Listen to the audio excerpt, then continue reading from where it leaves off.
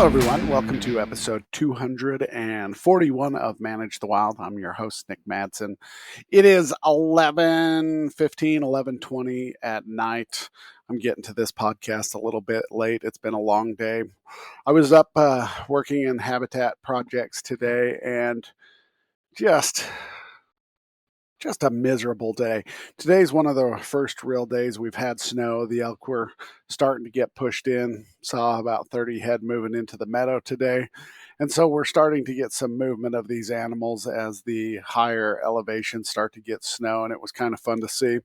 We're also getting quite a bit of movement from mule deer as they are starting to move around as the seasons wrap up. There's still a few cow elk tags going on and a few spike and bull hunts going on, but all in all, the hunts are starting to wrap up in a lot of these areas.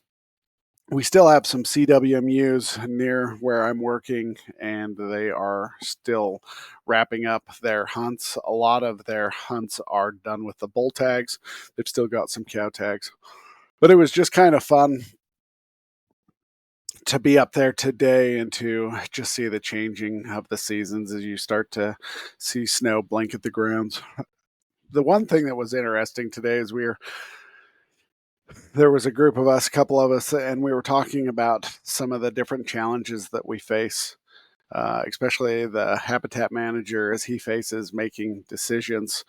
And a lot of these decisions are lifelong decisions, or I should say, lasting decisions that whether you graze a patch, how long should you graze it, and the damage that can happen from grazing, overgrazing, or not grazing enough, as well as juniper removals. They're doing a big juniper removal project where they're going to remove 90% of the trees, 80 to 90% of the trees in this one area.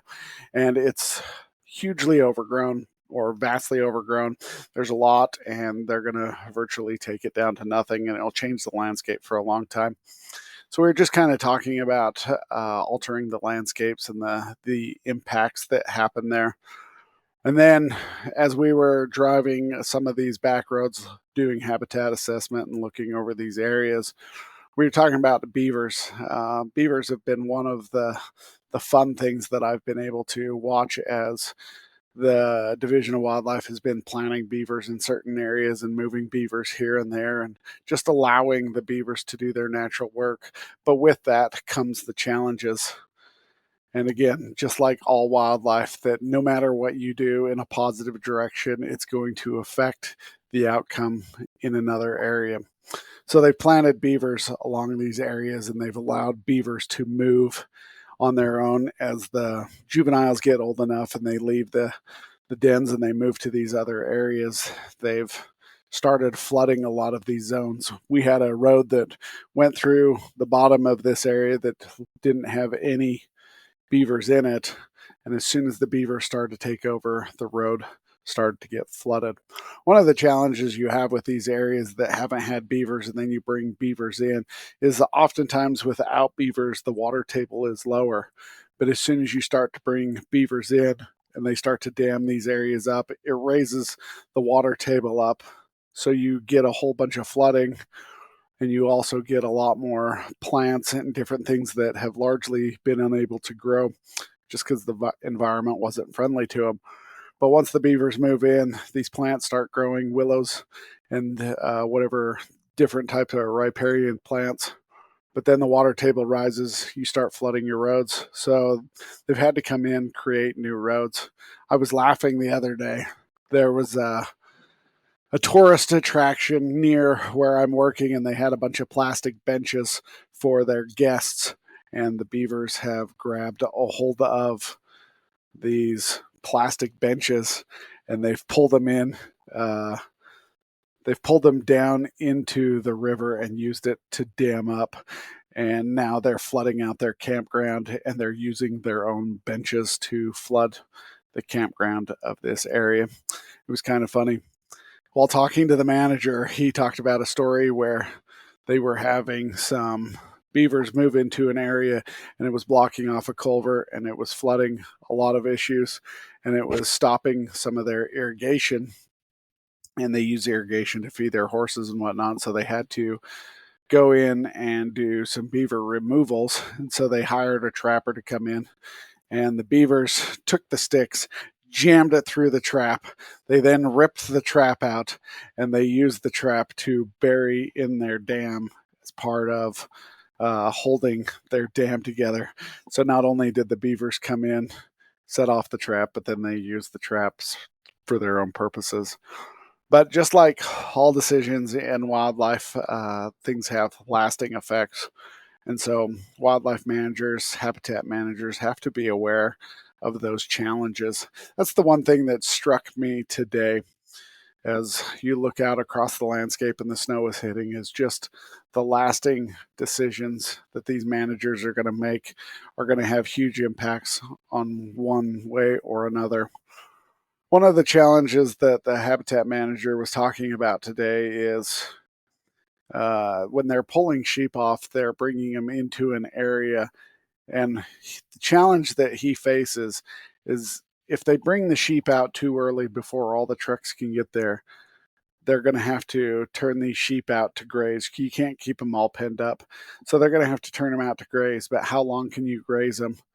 And what are the impacts? So if you have 500 sheep, 2,000 sheep, whatever it is, all waiting in a pen, and then the trucks can't get up there for one reason or another, you turn these sheep out and let them graze the meadow in that area. But how long can you graze it for before it creates huge habitat degradation and you have long lasting impacts on these riparian areas as well as these meadows? Now, these meadows don't get grazed very much. Whatever grazing happens is usually from deer and elk. And so the challenges that he faces is there's that possibility of having huge degradation issues. So what they've been doing is they bring in their sheep, as many as they think they can haul out, and if there's any extras, then they've got to send them back up the mountain and try the process again, just because there's this huge possibility of overgrazing and creating habitat degradation. Another challenge is juniper removals. How much should you remove, and is there an impact that's good or bad? And we know that there's some impacts, habitat destruction. As you send equipment in to do the juniper removals, there's going to be some habitat destruction depending on whether you're mulching it down or doing the lop and scatter. Lop and scatter, there's going to be less of a habitat effect. But with the mulching, you got to bring heavy equipment in, and you go in and you remove these junipers, you mulch them, grind them up into dust or chips, and then you leave. But this equipment is then going to tear up the ground, and depending on what time of season you're going to do this habitat improvement project with this equipment, the later and the closer it gets to snowing, the more issues you're going to have with traction. You're going to start to tear up the habitat. And so now you're faced with this challenge of, am I going to destroy or create more habitat issues when I'm doing these juniper removals? And all the different methods that you're using can have an impact. And it's long lasting, these impacts, whether on habitat. Whether you use lop and scatter or you're using machinery, there's going to be some long lasting impacts. And managers have to be cognizant of that. They have to be aware of each decision they make. And then they have to take in the different factors of whether the sportsmen are going to be okay with what they're doing, the non consumptive, are they going to be okay with it, as well as just the general public, are they going to be okay with the decisions? And largely, one group or another is going to be unhappy or upset with the way these things work out. And so it's just important. The one thing I realized today, that it's just important for wildlife managers and habitat managers to be aware of the decisions that they are making and how these things play out. It's not as simple.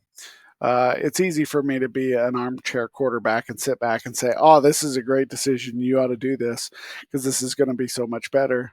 But the timing of some of these decisions can have an impact on habitat or wildlife based upon the season. Um, a situation that I saw play out that helps me understand this a little bit better is we had a herd of elk that was coming down into hayfields and causing problems. And so they instituted a hunt, and the hunt had the opposite effect. Instead of pushing the elk higher up into the mountains, they actually were hunting behind the elk and they were pushing them deeper into urban areas. And they ended up getting on a highway and near a highway, and it caused a lot of upset feelings. These elk ended up coming into a dairy and they got into haylage, and their guts, the gut biomes within their stomach, couldn't handle the amount of haylage, and so they started to bloat. And the longer these elk were in this area feeding on the haylage that the farmer was having a difficult time fencing out, the more they started to die. I remember sitting in the parking lot watching this situation play out, and I was trying to keep the elk off the highway, and I heard people yelling, they're shooting the elk. And I look up and the elk were running because somebody had scared them. And as the elk were running, they would just drop over because their stomachs were exploding. Ultimately, what they determined happened is this late hunt that they had instituted had caused these elk to push further and deeper into this area that they didn't want them to. By changing their hunt structure, they were able to keep the elk a little bit higher in these areas that could tolerate hunts instead of pushing them deeper into these areas. And so, again, it's all about the decisions and learning from these decisions, but it's never as easy as we think it is. All right, you guys, hope you have a great day. Stay wild.